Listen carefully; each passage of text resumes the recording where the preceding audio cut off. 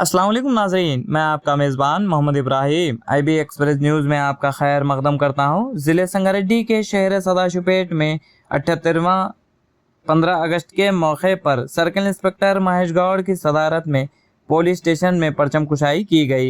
इस प्रोग्राम में Sadashivpet police station के SI और ASI कांस्टेबल मौजूद थे। आइए ताज़ा तरीन खबरों के लिए देखते रहिए IB एक्सप्रेस न्यूज़। इस चैनल को लाइक कीजिए, शेयर कीजिए, सब्सक्राइब करना ना भूले। अल्लाह हाफिज़।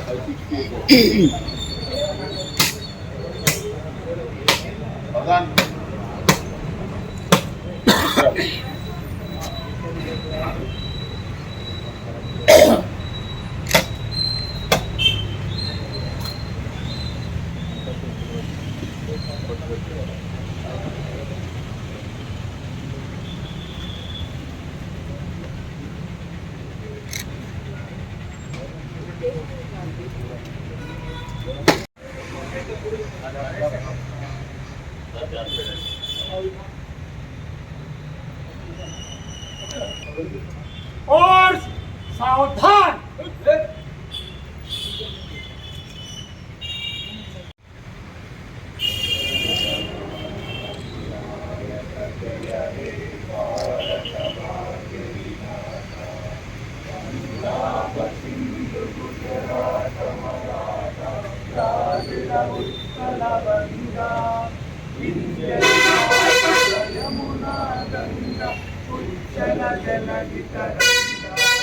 तब शुभ नामे जाए, तब शुभाशिष हमारे गाए, तब जय गाथा जन गण मंगलदायक। जय हे भारत भाग्य विधाता, जय हे जय हे जय हे जय जय जय जय हे। बोलो स्वतंत्र भारत माता की जय, बोलो स्वतंत्र भारत माता की जय, बोलो स्वतंत्र भारत माता की जय, महात्मा गांधी की जय, सुभाष चंद्र की जय, महात्मा गांधी की जय।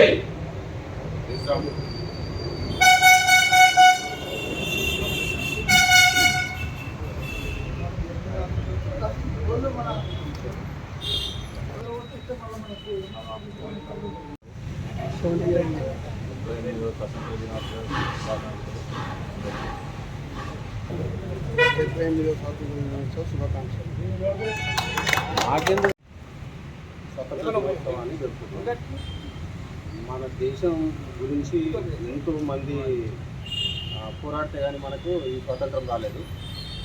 పేర్లు చెప్పడానికి ఒక్కరు స్పెషల్గా ఏమి ఉండదు. అందులో మనం కొందరిని మాత్రమే గుర్తుపెట్టుకున్నామేమో అని నేను అనుకుంటున్నాను. అందులో స్పెషల్గా కొందరిని హైలైట్ చేయడం కాదు. చరిత్ర చూసుకుంటే 1885 నుంచి మొదలు పెడితే వాళ్ళ యొక్క మన సంపాదన కాబట్టి మనల్ని అందరూ ఆదర్శంగా తీసుకుంటున్నారు. కాబట్టి మనం మన డ్యూటీలో నిబద్ధతగా నిజాయితీగా ఉంటూ మన వంతుగా ఈ మనం గౌరవంగా పిఎస్ సిబ్బంది అందరికీ, అదేవిధంగా పార్టీ ప్రెస్ మీట్ వారికి అందరికీ నా యొక్క 78వ స్వాతంత్ర దినోత్సవ శుభాకాంక్షలు తెలియజేస్తున్నాను. అయితే ఇది 78 ఇయర్స్ క్రితము చాలామంది కష్టపడి స్వాతంత్రాన్ని తెచ్చిపెట్టింది. కానీ మనం ఏం చేస్తున్నామంటే ఆ స్వాతంత్రాన్ని ఇంకా వచ్చింది చేసుకోవాలని అంటున్నాం. కానీ మనము కష్టపడ్డంత మట్టుకే కష్టపడుతున్నాం. మన పోలీస్ డిపార్ట్మెంట్లోనే చూసుకుంటే బయట చాలా నేరాలు ఘోరాలు జరుగుతున్నాయి. మన వరకు వస్తేనే అది మనకు తెలుస్తుంది, తెలియకుండా చాలా జరుగుతున్నాయి. స్వాతంత్రం ఎప్పుడు వస్తుంది అని అన్నారు మహాత్మా గాంధీ.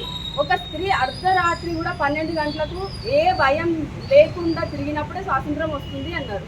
కానీ ఒకవేళ మనం ఇప్పుడు 12 గంటలకు ఈవెన్ నేనే యూనిఫామ్ లేకుండా సింగిల్గా నేను ఒకదాన్ని వెళ్ళగలుగుతానా? లేదు కదా. మరి ఎక్కడ స్వాతంత్రం ఉంది? అంటే మన ప్రతి ఒక్కరు ఇప్పుడు పురుషుడు ఉన్నాడు, ఆ స్త్రీకి మనం ఏ విధంగా సపోర్ట్ ఇవ్వాలి, భరోసాని ఇవ్వాలి, అంటే మనకు సపోర్ట్గా ఉండాలి. ఒకవేళ వేరే ఎవరైనా వారి పైకి వస్తున్నారు అని అంటే అది తప్పు అని ఖండించాలి, ఆ విధంగా ఉండాలి. కాబట్టి కానీ ఏ విధంగా ఆలోచిస్తారంటే అవతలలో ఏ తప్పు ఉందో ముందే తప్పు చూసేస్తారు. అక్కడ ఉన్నటువంటి మనము ఏ ఇబ్బంది కనుక్కోవడం కానీ తప్పు అనేది వెంటనే మాట్లాడడానికి మనం ప్రయత్నిస్తాం. కానీ నిజం అనేది తెలుసుకొని మాట్లాడితే కొంచెం బాగుంటుంది. ఎందుకంటే ప్రతిదీ స్త్రీదే తప్పని ఆ టైంలో వెళ్ళాల్సిన అవసరం ఏముంది. ఇక్కడ హాజరైనటువంటి ఆఫీసర్స్, ఎస్ఐలకు, ఏసీసు, ఉమెన్ ఎస్జీసు, అందరు ఎస్జీసు, అందరికీ డ్రైవర్సు, పత్రికా సోదరులకి, మన ఇంటెలిజెన్స్ మన డిపార్ట్మెంట్ వాళ్ళకి, ఇంకా ఇక్కడ హాజరైనటువంటి అందరికీ పేరున ఈ స్వాతంత్ర దినోత్సవ శుభాకాంక్షలు. మనకు తెలుసు, మనం చిన్నప్పటి నుంచి చూస్తున్నాం స్వాతంత్రము అండ్ గణతంత్రము అంటే మనకు ఒక చిన్నప్పుడు జెండా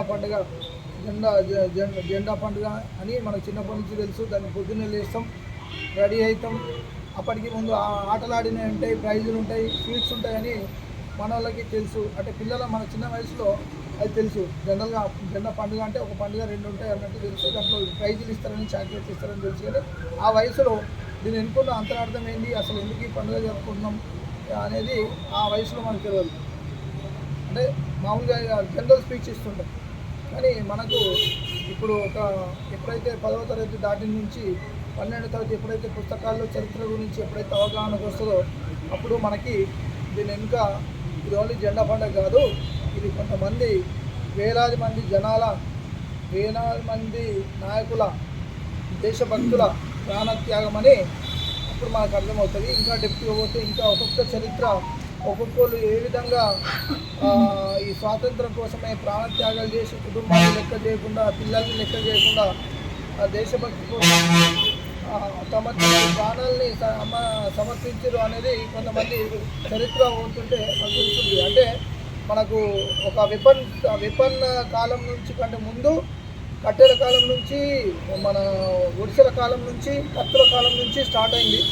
అది ఈ 200 సంవత్సరాల బానిస బ్రిటిష్ పాలన నుంచి స్టార్టింగ్ నుంచి ఒక తిరుగుబాటు అనేది ఏదో ఒక దగ్గర స్టార్ట్ అయింది. అది ఆదిమ జాతుల్లో స్టార్ట్ అయింది, రాజులలో స్టార్ట్ అయింది, వైశ్యులలో స్టార్ట్ అయింది.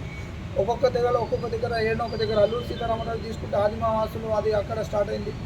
అంటే ఈ 200 ఏళ్ళ పాలన, బానిస పాలన నుంచి విముక్తి పడడానికి మనకు తెలుస్తున్న లేటెస్ట్గా అంటే 1920 నుంచి 1920, 1900 నుంచి 1947 వరకు లేటెస్ట్గా మనకు వెపన్తో కూడుకున్నది మనకు కనిపిస్తుంటుంది. కానీ దానికంటే ముందు కూడా ఎవరు వాళ్ళ స్వాహత వాళ్ళు ఎక్కడెక్కడ తిరుగుబాటు చేస్తూనే ఉన్నారు. కాబట్టి చాలామంది వాళ్ళ ప్రాణాలు త్యాగాలు చేసుకుంటే ఒక్కసారి మనం ఇమాజిన్ చేయాలా, మనకి ఈ స్వాతంత్రం వచ్చినాక ఇన్ని సంవత్సరాల తర్వాత మనము నిజంగా కూడా ఇప్పుడు మనకి ఒకటి గుర్తుపెట్టుకోండి, ఒక ఓనర్ కింద మనం పనిచేస్తూ జీతం వాడే డిసైడ్ చేసి, మన టైమింగ్ వాడే డిసైడ్ చేసి, మన ఫుడ్ను వాడే డిసైడ్ చేసి, ఒక ఎంప్లాయీ, ఒక ఓనర్ కింద మనం బానిసగా పనిచేస్తే ఎంత కఠినంగా ఉంటుందో అట్లాంటిది మన పాలన. దాని నుంచి కొంతమంది ప్రాణత్యాగం వల్ల ఇది అంత వచ్చిందంటే మనం చాలా అదృష్టవంతులం. దానికోసం మరి ఒక్కసారి మనం ఇమాజిన్ చేసుకోవాలి. ఈ రోజులో అన్నదమ్ముడికి గొడవ అయితే, అన్నదమ్ముడికి మన గొడవ అయితేనే తమ్ముడు గొడవలేని పరిస్థితి, అక్క చెల్లెలకైతేనే చెల్లె రాని పరిస్థితి. అట్లాంటిది మన ఇంతమంది భారతీయుల కోసం కొంతమంది అంటే లక్షల కోట్ల మంది జనాల కోసం వేల మంది ప్రాణాలు అర్పించారు. మరి వాళ్ళకి ఏమవసరం, వాళ్ళకి కుటుంబం ఉంది, వాళ్ళకి అన్నదమ్ములు ఉన్నారు, వాళ్ళకి పిల్లలు ఉన్నారు. ఒకసారి మనం ఇమాజిన్ చేసుకోవాలి. ప్రాణత్యాగాలు చేసుకున్నారు ఎంతోమంది అని చెప్పుకుంటాం, కానీ అది మామూలు విషయం కాదు. దేశభక్తి అందరికి ఫ్యామిలీని గుర్తుకొస్తాయి, అందరికి అది గుర్తొస్తాయి. చిన్నదానికే ఇంకోటికి సపోర్ట్ చేయం, అన్నదమ్ముడికి సపోర్ట్ చేయం. అట్లాంటిది ఎవరో వెళ్ళిన 100 మంది కోట్ల మంది జనాల కోసం 1000 మంది